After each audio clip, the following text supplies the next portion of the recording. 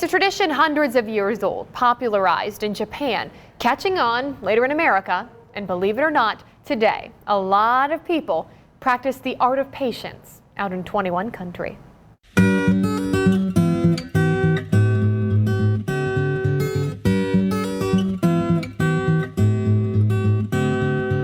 Too many trees. I like a little bit of everything.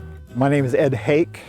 This is a hosta. This has been in this pot for about 4 or 5 years. I am the treasurer of the Fort Wayne Bonsai Club.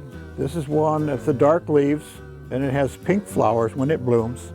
Tree planted in a pot is the definition of a bonsai. Can be any kind of a tree, can be a tropical tree, can be a hardy tree, can be a shrub, could be a vine that gets a woody trunk. Anything that gets a woody trunk can be made into a bonsai. The one that I've had the longest, I've only had since the 70s. That's my Mugo pine that I got in 1972 from a friend.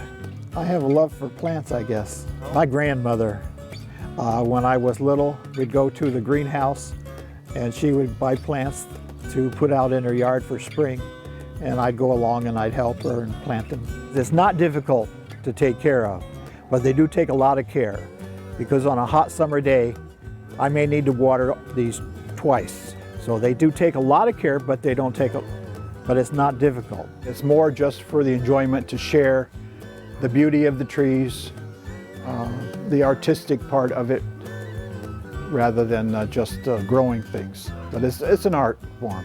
It's a living art form, it changes every year.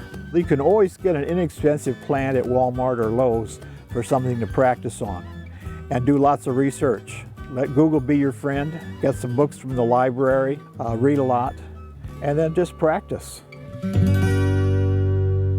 Great words of advice. If you are interested in learning more about bonsai or buying a plant yourself, the Fort Wayne Bonsai Club will be selling them this Saturday at the Botanical Conservatory between 10 a.m. and 3 in the evening.